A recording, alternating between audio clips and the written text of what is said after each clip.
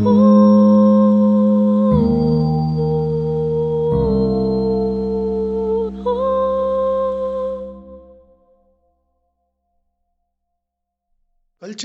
is a configuration of learning, the way you learn to live in this world.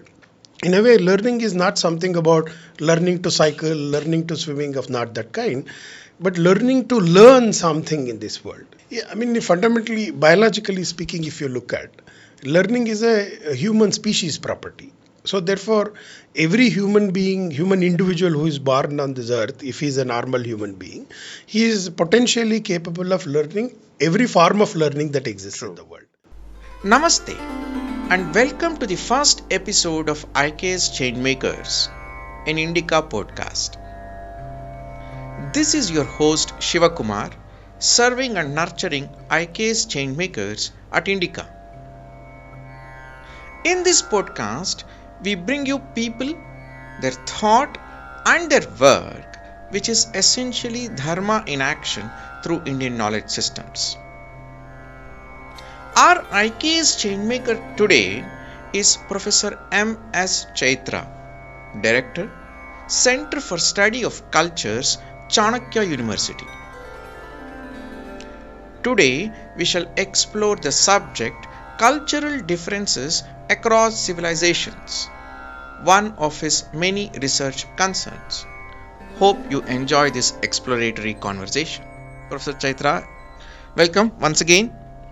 And today we are talking about a very important subject, a topic that has consumed all of us, and that is cultural differences across civilizations.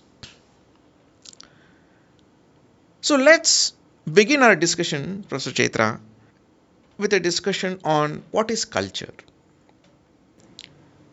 Okay, that I think is a very good beginning point for any conversation around that, around our kind of problems that we face in India as well as elsewhere in the world. See, today if you generally look at culture has many meanings. Many people use it.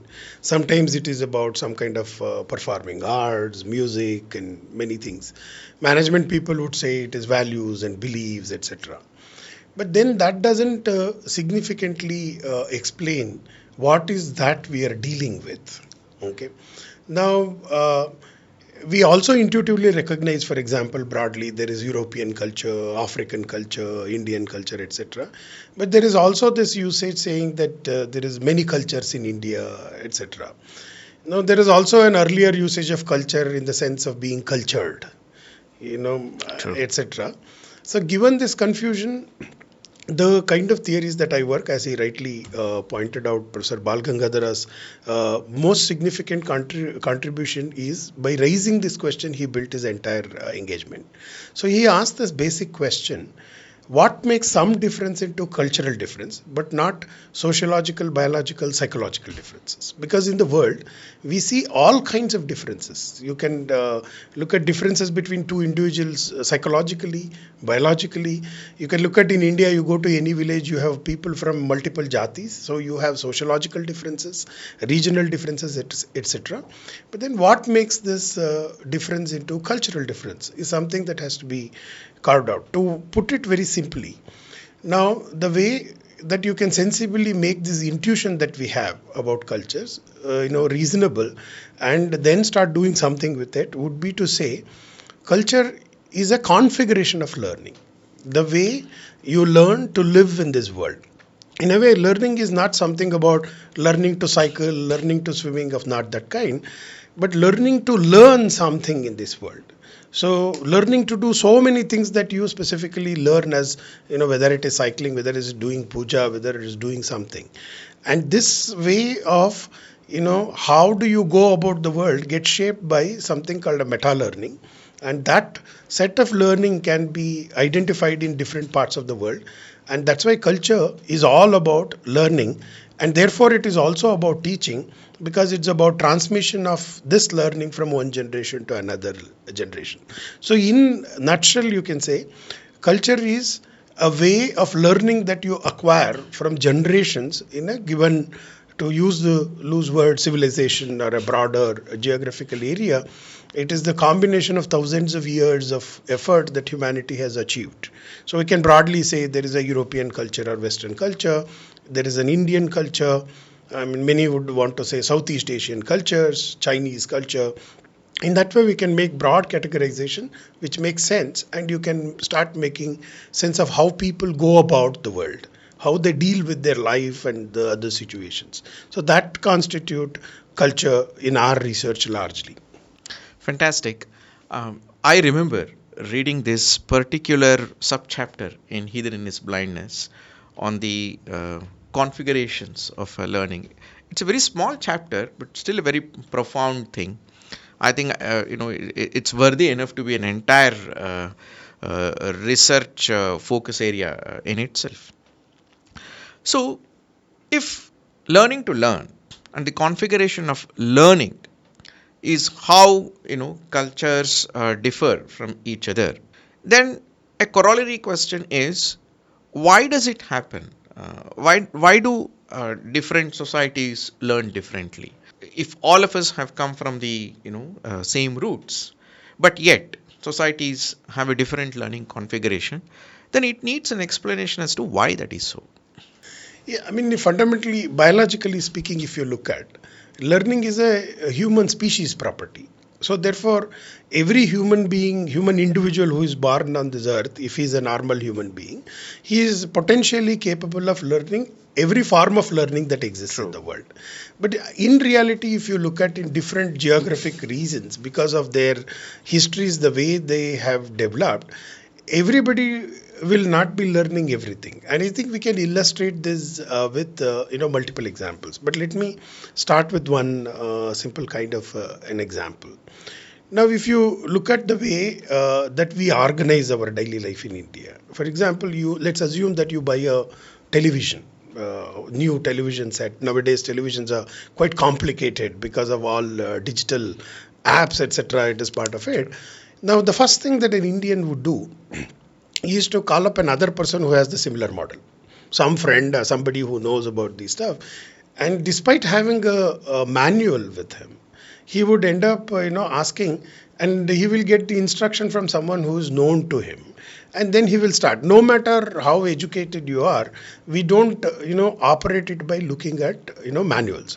But if you look at the same thing with European, when I used to interact with our European friends, etc., now they feel uncomfortable to ask someone for these kind of operation. They would want to stick and procedurally follow the book, and they would want to stick to the instructions given in the manual, and they implement it. The question would be, why is that there is a general tendency of Indians to sort of do this way? I mean, it takes even simple examples like finding address. All of us have Google Maps, etc. But generally, we still have this cross verification by Indians. Ask somebody on the road, do you know the address? This is a way of practically maneuvering. This is one culture has developed this way. Another way is our European friends will be very uncomfortable in asking 10 people on the road. I have no problem asking another 25 people to reach the destination, but they would want to stick to some kind of description which is available, which is in the written form. Now, one of the fundamental question you see, this manifestation that you have in two different ways that we look at things, also has deeper implication, because that is what has shaped as the very basic attitudes to learning. What we can learn and how we learn are fundamentally shaped like this. So this actually gives you an indication of how cultural difference operates. The consequences are far deeper than the superficial examples that I have taken. I just took this example to point out that we learn things because we are socialized.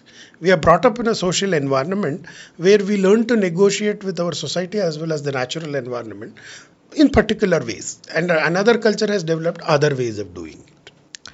Thank you. So this is a very complicated question. I think we'll come back to this question at some point in time. And since you spoke of Europe and India, and of course, two different civilizations, we have characterized what a culture is and what how they differ. But in the larger context of the civilization, what role does a culture play? And consequently, how do we think of cultural differences in the context of a civilization? But that, of course, requires us to anchor on what is a civilization and its relationship with a culture. See, this is a very interesting question because we keep encountering this question in our public conversations, seminars, academic writings, etc. And civilization is a quite much more murkier than the culture kind of usage that we have today. But one of the easiest way to segregate this problem is that when we say Indian civilization, European civilization, when we say, and most often when we talk about it, we actually start referring to its past and its continuity from some very older generation. So when we say when European civilization, had its roots in Greek civilization, Roman civilization, this is how we actually talk and write about it. It points to the kind of culture, the kind of living that we are today is shaped by certain deeper, transmissions that have happened in the past. So in a way, if you look at, it's not an academically appropriate way, but for our convenience, if you want to really make it, the civilization and culture are two faces of the same coin. But the civilization points towards the antiquity and the kind of achievements that and whatever that a particular culture has been doing and making corrections and developing. And when we talk about culture, we are talking about what is happening today. But technically speaking, do I really make a big distinction? I prefer to use the word culture. But civilization is generally, when written and talked about, talks more deeply into its antiquity, history, past, etc. Can we say this, that culture is that invisible thing that creates the visible civilization or the tangible civilization, in the sense that since you spoke of history, achievements and a footprint, so you think of a civilization as in terms of, like you said, in terms of all that it has achieved or not achieved. And can we say that that is a consequence of culture? Yeah, see, one of the very important thing, if you look at, the learning becomes the center of anything that you wanted to talk about, and not just about learning, the transmission of his ability to learn to deal with this world, whether the natural world or the human societies that we have. So therefore, if you look at it, in a way, when we talk about civilization, you are fundamentally talking about culture every time, shaping it, correcting it, reworking it, interacting with it, and cumulatively producing something. See, academic debates may not agree with the kind of direction that we are talking about.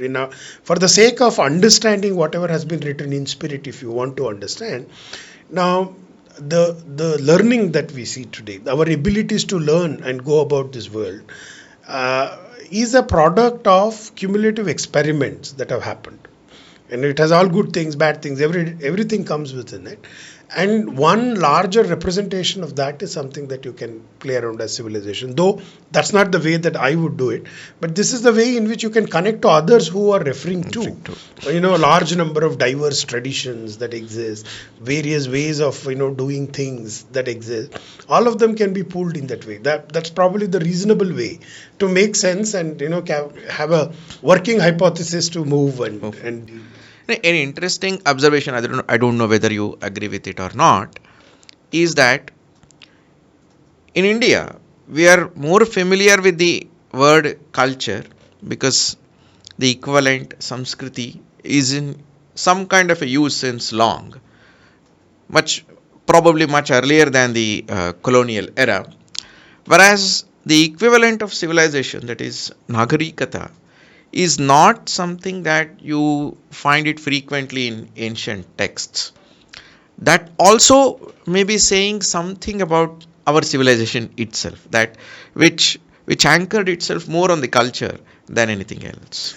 Yeah, you see, civilization is a complicated thing for people to understand. Even today, it is an unsettled matter. Many people have abandoned this term in using it, reasonably so. I am not saying that there is anything big issue about it.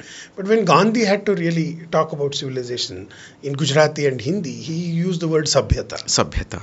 Now, that actually tells you that for the kind of things that they were trying to refer, The only possibility that you could talk about is this, not the Nagarikata or anything. Not the material, not the material, realization. Absolutely. So that also points out that we are talking about, it's also a reflection of Indian culture. We are more action-oriented people. Kriya Gnana is the word in Kannada we use. True. Professor Balu would use performative knowledge, performative traditions that we use. Now, for us, Sabhyata, Samskara, these set of ideas would actually point towards what are we referring to. Fantastic. I think from this conversation, what I take is that the way we think of our civilization is also a function of our culture. So it's very difficult to have a normalized definition of either across the universe, because the cultural thought itself influences how you imagine a civilization.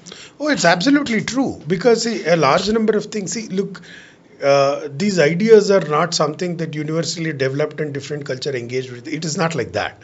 So people have tried living in a particular way, and sort of describing ourselves in another cultural experience becomes a problem. That's why we find it very difficult increasingly. A large number of things that modern social sciences would want to explain about the human world. When you want to talk about India, you find it very difficult to explain. You don't have appropriate terms, you don't have appropriate language, you end up communicating something erroneous there. Yeah. Okay, so let's enter into the kind of conflicting situations that we have today. We're all fed this constant narrative that the world is becoming one, cultures are all coming together, so we're becoming a melting pot, and so on and so forth. Then why bother about all these cultural differences? Anyway, we're all going to become one. It's a something that in marketplace, this is the most kind of a global village, and these kind of arguments are there.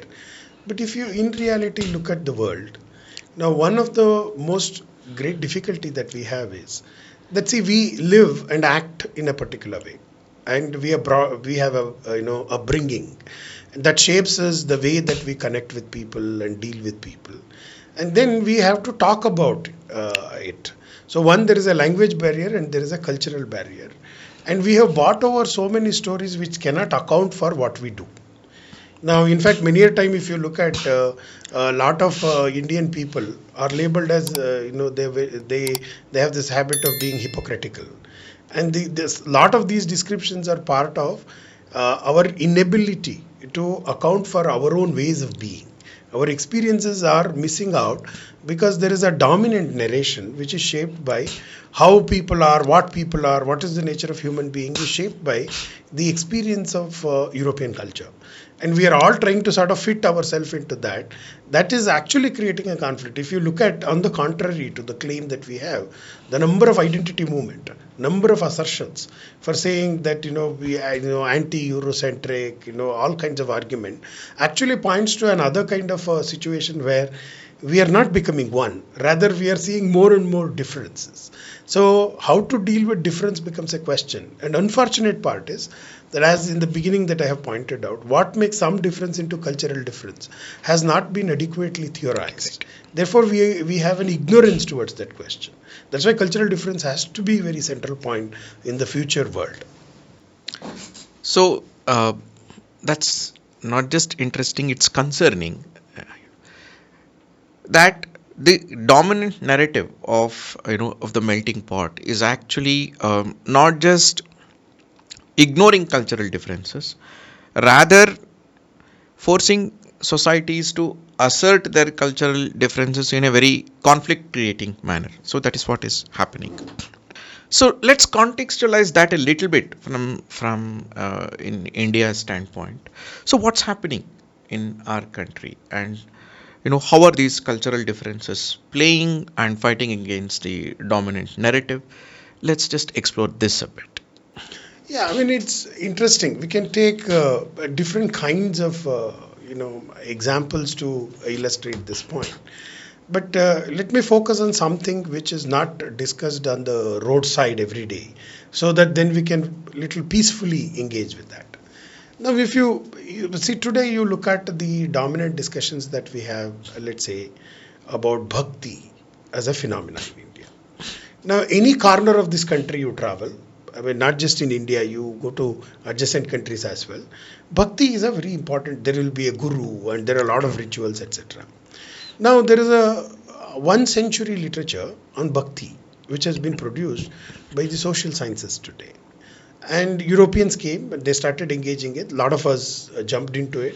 Now, even the traditional scholarship also had to respond to it. As a consequence, a story of Bhakti. What is Bhakti? Bhakti as rebellion against the upper caste, Bhakti as divinity. All kinds of things have been told about Bhakti. So, when we tried looking at it, one of my students came and she comes from a Bhagavata tradition. She came and asked, what does this narration explain about a Bhakta? Now, if there is anything that is very important in Bhakti tradition is this Bhakta. Because for Bhakta, it is a very serious thing. And if you look at the entire Bhakti narration today, it is nothing, it cannot account for Bhakta's rituals and his way of being. And the way he uses certain songs, certain stories, etc. They get completely distorted. Let's take this example. You have, the stories of Purandara, Kanaka. I mean, you take Haridasa tradition, Vachana tradition, everything. When Bhaktas are engaged with it, they use these stories in a completely different way for their puja, their sadhana, for whatever they do.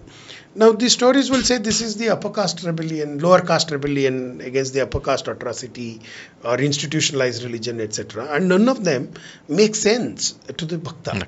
Now, see, then why should we even have such kind of a discussion which doesn't make any sense? Now, today, the public discussion, newspaper writing, column writing, will all have to come and talk about this kind of a standard story of the Bhakti. Therefore, the most valuable, I mean, if you look at 140 crore people in India, of which minimally more than 50% of people in India are connected with some Bhakti tradition or the other. Bhakti is such a pervasive phenomena in India. And if you can't make sense of them, what are we then, why are we discussing this? And in fact, not just that you are not making sense of a Bhakta, but you are actually, rendering them as something very useless, something immoral, horrible kind of a people, and not so much advanced in their thinking. I mean, you can actually put all kind of abuses on them. No, but our description of any phenomena that we wanted to understand should make sense of the experience and actions of what they are doing and why are they doing. And Bhakti, simply the discourse on Bhakti does not let us to talk in that way. So this is one example that I can tell you. And most of the people, the well-meaning people also who engages with the Bhakti discourse, would not know why are they actually picking up this discussion. It's a very important point.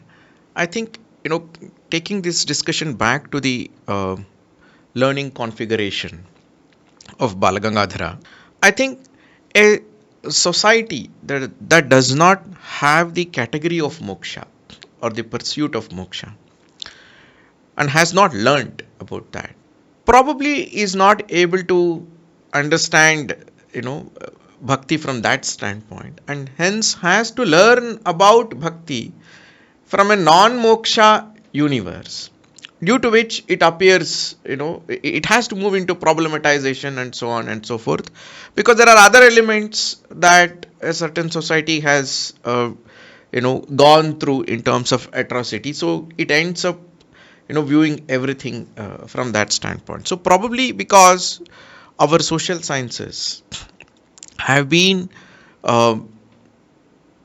formed, thought about, conceptualized from a culture that did not pursue moksha. Is that the reason why we have? Yeah, in one sense, let me make it more clear. See, we are discussing about knowledge. Now, whether it is bhakti or something else done in some Latin America or in Africa, we are interested in knowing how human beings pursue their life, what do they do, how do they make sense of their world, etc. Now, this requires knowledge about their societies and making sense of it.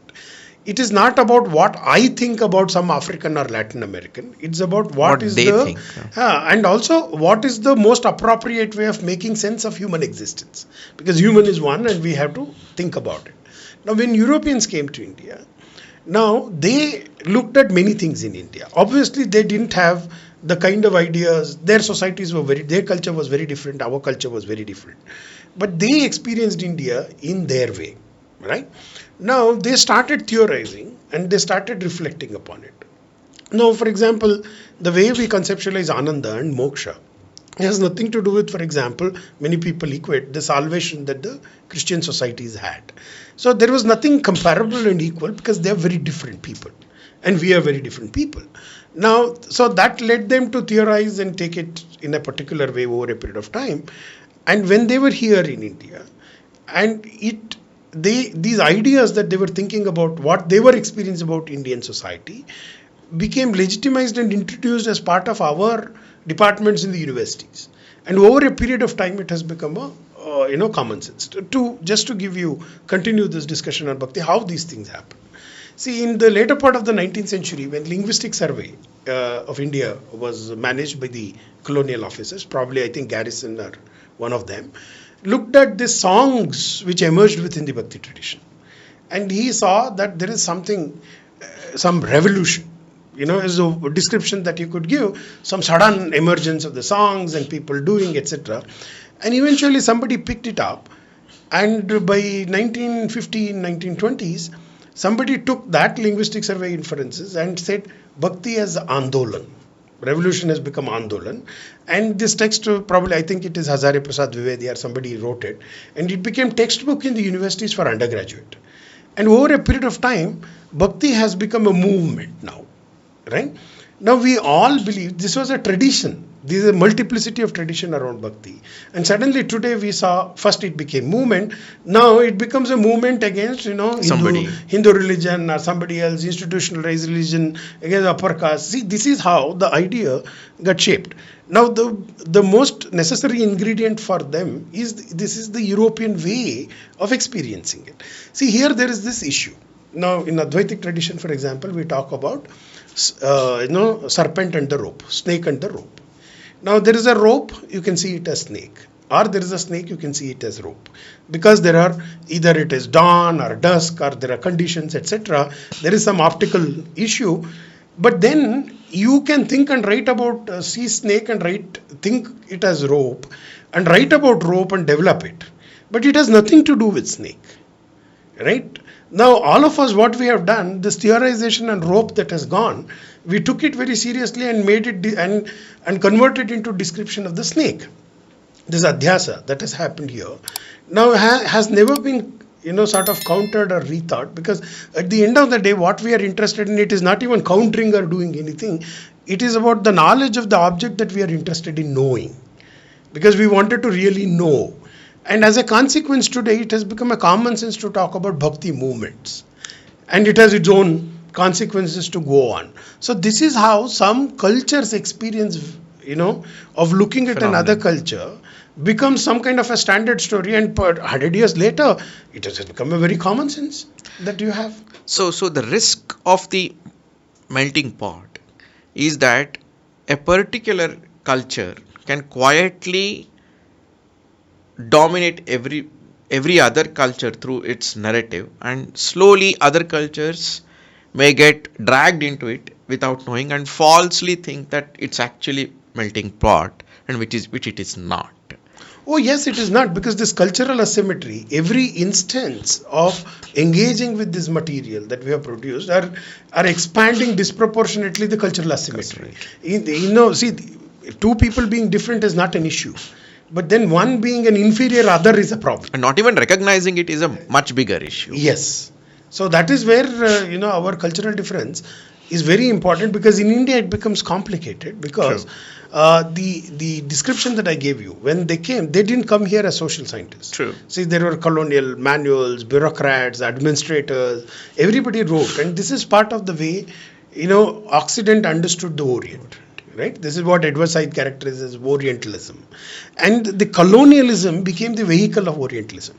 See, it is not necessary that every time Orientalism, colonialism has to be related. But in Indian case, colonialism became a vehicle of carrying it. And today, they are not there. But we carry that story much more seriously than what they thought about India. So that So that brings us to the real tragedy of our times and why we must study cultural differences. That we have gradually imbibed the European way of thinking, and we are falsely thinking that that has always been our way of thinking. And so we are afresh representing reality and knowledge, but in a completely different paradigm, and we are not aware of it, or probably we are gradually becoming aware. Can we say that? No, I think there is the kind of interest that has come recently, and the kind of receptivity there it has come. It shows that people are thinking that something wrong is happening with us. So in that sense, there is an optimism, but there is a lot of resistance. Terrific resistance by well-meaning people as well.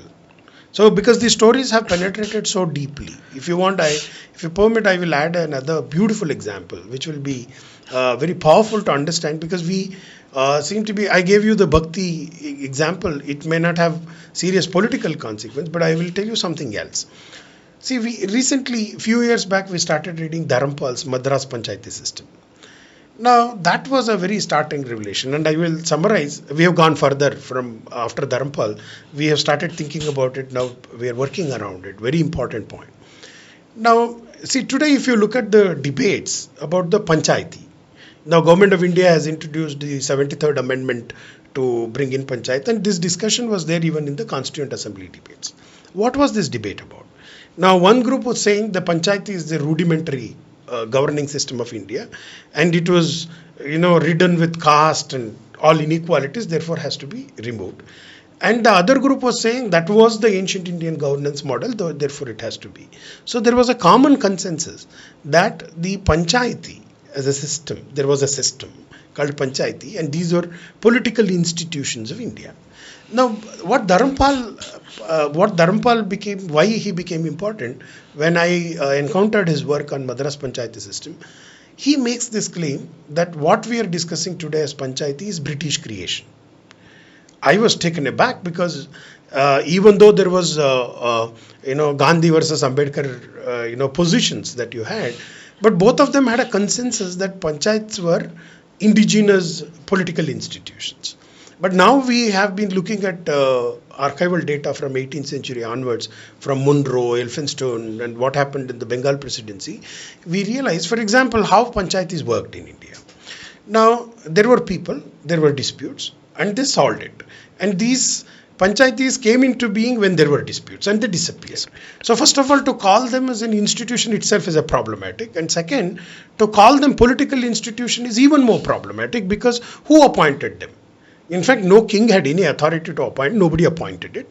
They used to come and do a function of a particular kind. When Munro and Elphinstone, when they were in Madras presidency and Bombay presidency, what they understood, they saw the system functioning. There was already a discussion that India was a autonomous village republic. All these kind of descriptions were there. At that time, both of them felt that whatever these guys are doing, they must have been the political institution. So they must have been, already in Europe, there was this idea that ancient constitutionalism. There was some kind of an ancient constitution of which this is derivative, but this is a broken kind of a rudimentary structure, but it should have been there must have been some ancient constitutional principle of which it is a derivative. That's why they go and search in Vedas, can you find evidence, etc., etc. But suddenly you call it as a political institution, which it never was. And in 1882, a Ripon proposal brings it and creates a structure. And if you look at the chapter on corruption in the Dharampal's work, it's very fascinating. What today we keep cribbing on corruption was actually introduced through these institutions, which were not, originally for, the way that Indians were organizing. Now today we spend, just to train elected representatives of Panchayati, Government of India every year spends around 80 to 20,000 crores. And and these Panchayatis, even today there are complaints that they're not working properly. And we carry something which is not ours as an indigenous model. It is not the question of ours or somebody else. It's the question of what is an appropriate way of managing our affairs. So, but more importantly here, our Panchayat, which were probably completely subservient to societies, are now political institutions subservient to the state, and that transformation happened because one culture thought of our panchayats from their perspective, from their culture's standpoint. So that means that a dominant culture will always have the opportunity to transform another culture into its own image, which is probably partially you can call it colonialization. That risk always remains as long as you are not aware of the difference. Can we say that much? I will modify it a little bit in the sense that the cultures with religion, have a tendency to establish their universal truth, their what they consider as universal truth according to their religion in the neutral languages, because they should also be demonstrated as truth of the whole Truth of world. the whole world. Now, this phenomena is called secularization. Now, secularization happens, that is establishing the religious universal truth as the truth of the whole world. This happens, one, by converting people by proselytization, another one is in neutral terms. And that is how it gets the kind of status of science, to do that.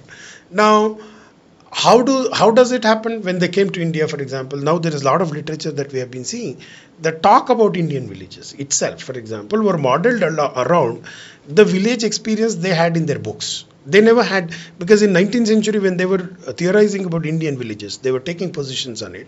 The villages were almost dead in Europe. Industrial revolution has already happened. They were not there. So they had some ideal conception of what it could be a village and how it should function, how it should doctrinally work, etc. And they started imagining Indian villages in that way. There is a lot of literature that shows. Even today, for example, village studies in sociology does that. In other words, to come back to your point, at least through colonialism, the religious cultures have been quite successful in actually taking their ideas as the truth in the very neutral terms. Now, they have got the legitimacy in the world as the scientific truth. And we believe that, our description in sociology, politics, etc. that we have are really science. Now, if you go and investigate that question, that you realize it is one culture's experience. It is not really science.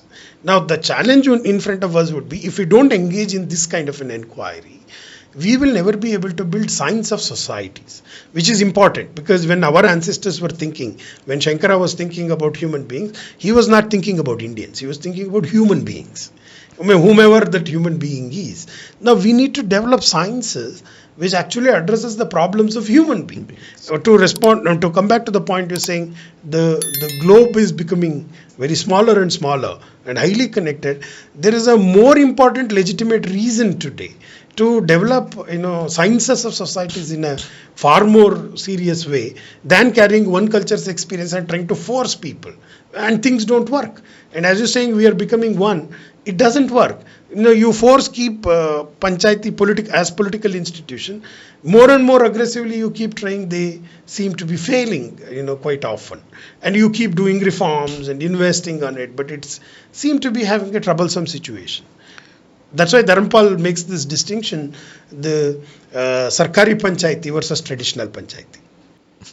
Interesting distinction. Yeah, because this Gram Panchayati election, etc. This is never the way that we actually looked out for the leaders. And we have a traditional way, whom to reach out to solve problem, make decision about the villages, etc. So that brings us to another important point, that we will have to reimagine social sciences based on our culture, and that's a lot of work. I'm not very sure if we have sufficiently started. Of course, through our Indian knowledge system initiatives across the country in various institutions, this thought process has definitely started. There is no doubt.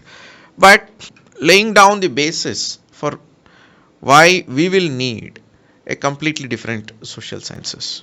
No, it is completely agreeable. In fact, see, in order to move towards social science, we have to take certain steps. It's not just India, but most of the non-Western culture has to do something. We need to give a competing alternative from our perspective. what it means to say something about a phenomena from an Indian perspective is a question we don't even know an answer to. We need to find an answer. Once you have sufficient descriptions of other cultures, then you can really put all of them together and build one science of human being, which is what is the next step. See, I mean, I think India should lead this process. I think India is in a position to do that.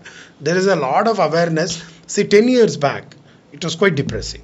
I have traveled, all over the country, met different people.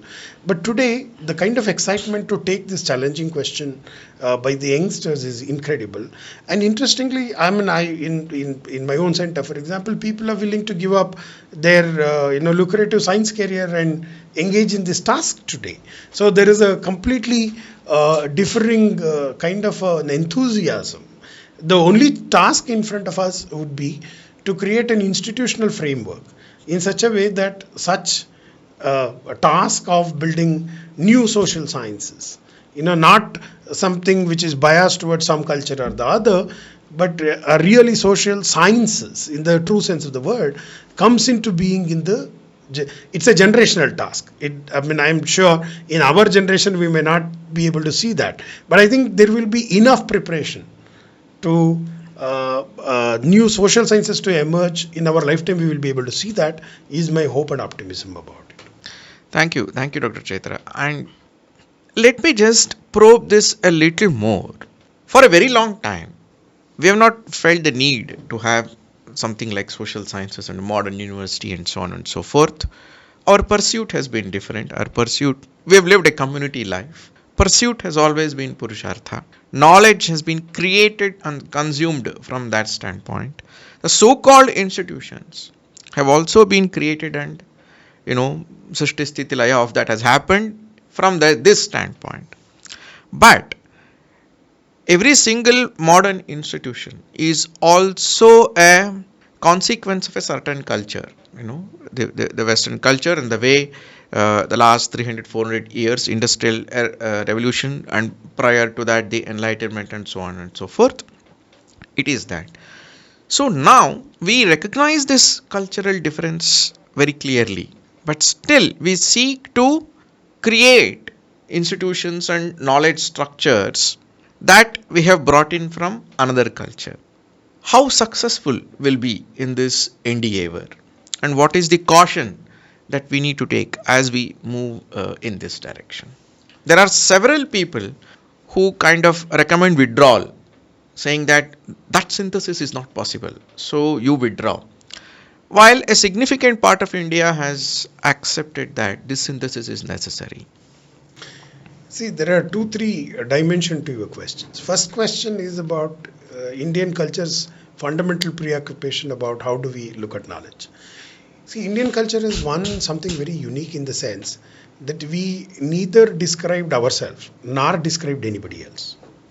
But if you look at European culture, it also gave description of itself, and it also gave description of the others. See, this is a significant differences, because we wrote so many books: mathematics, astronomy, poetry. Every Pakashastra. From there to we wrote books. But it did not involve the kind of social scientific enterprise that today is being done. See, there was no that kind of a background preparation in Indian. This is the characteristic feature of a culture. Or to use the word civilization. Or the need was not perceived. Yeah. So because we were very different people, we were happy with whatever we were doing. But today we have come to a point, like we discussed some examples of the consequences of cultural difference. See, you can't run away from this problem. Absolutely. Okay. One. Absolutely. Second, whatever our ancestors have produced, the knowledge, the kind of reflection, we have a legacy. And if we have to be true to that legacy, then this is knowledge to the humanity, not just for me and you. True. And if we have to make it accessible to the world, we need to engage in this process. Otherwise, the way they talk about whether you take Brahma Sutra, Nyaya Darshana or anything else, they have converted them into some scriptures, religious texts, etc., which they are not. So you have to liberate them from these clutches and get the knowledge accessible. So therefore, if you want to do that, we have no other choice at this point in time other than being in the university system. True. So, but we must also recognize, for some reason, strange reason, university kind of higher education institutions have not worked in India. Many people would say we have done this contribution, we have done all that, achievements, etc., science and technology. I mean, I'm not questioning the achievements that people have done. These institutions somehow are not very comfortable. I am part of the university. There are all my colleagues are part of the university. Being in university, somehow, the university and knowledge in India at least do not go together, which is not the case in Europe. In Europe, universities are the center where you have knowledge produced, because they gradually evolved within some cultural background. Universities evolved. True. So one of the challenge that we have is that how do we both structurally and functionally make university Indianized? Now, this is a task about which we have been refusing to even acknowledge that there is a problem of this sort. And every time we talk about crisis in higher education, university, etc., you think some structural reform would solve this problem. No.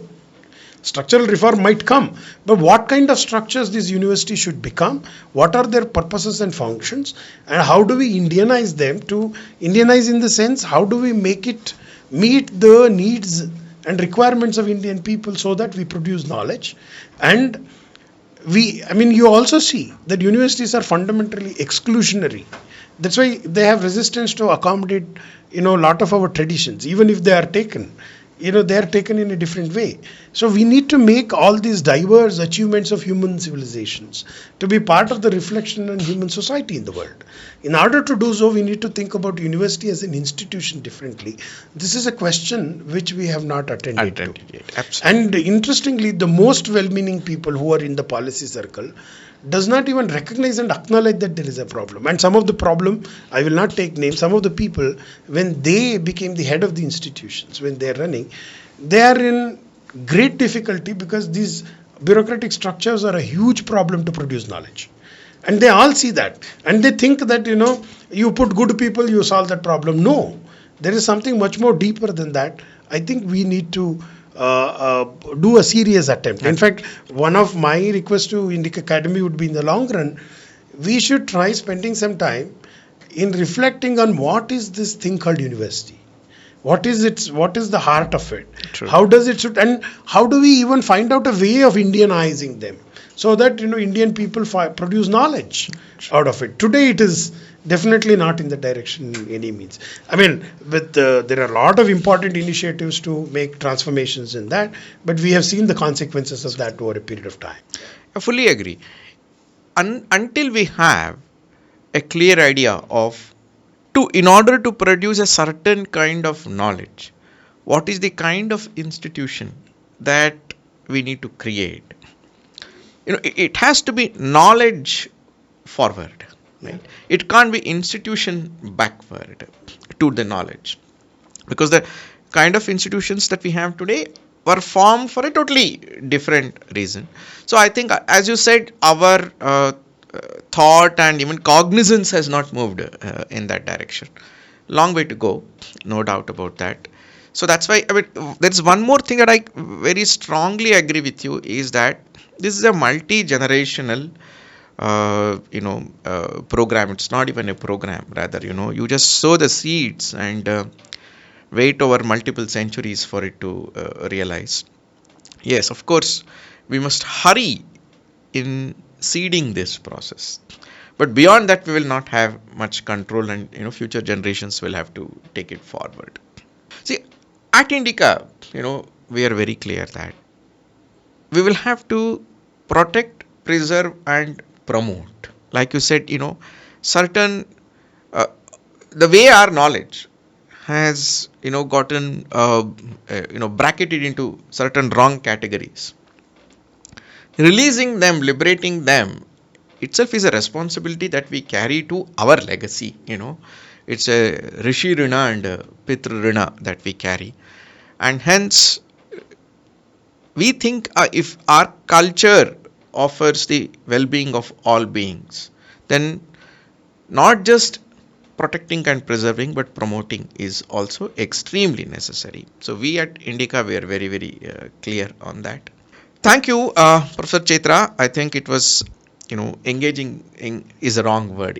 It was a deeply thought-provoking and to a significant extent a shaking kind of conversation, because the, it has put forth the real challenge that is in front of us. Decolonization, which is a very common word today, is about moving to a new configuration which we were not in the past, but which is in continuation with a past configuration, which also we are somewhat not clear. So it is both the reclamation of the past configuration correctly and also imagining a new configuration in the presence of extraordinarily strong forces which don't want either of these things to happen. So that challenge is a very shaking challenge. But I think in the last a few years we have made a significant progress in recognizing this challenge, and also in coming together and developing a resolve to solve this challenge. Indic Academy, of course, will be in the forefront of this, and we will collaborate with people like you and everybody else, and I think together we will move forward. I think that assurance and confidence I have gradually developed in the last few years. Thank you very much for Thank you. being with us Indeed, we are here. thankful to INDICA Academy because you're not just fueling, you're becoming a glue to get many people together, and which was unthinkable 10 years back. Yes, ma'am. Yeah. So thank you. Thanks a lot. Thanks for this, and thank you all for being with us in this episode of IKS Changemakers, an INDICA podcast. This week, we spoke to IKS Changemaker Professor M.S. Chaitra on cultural differences across civilizations. In each episode, we shall bring to you a new IKS Changemaker whose thought and work are essentially Dharma in action through ideas and concepts in Indian knowledge systems. Dhanyavad.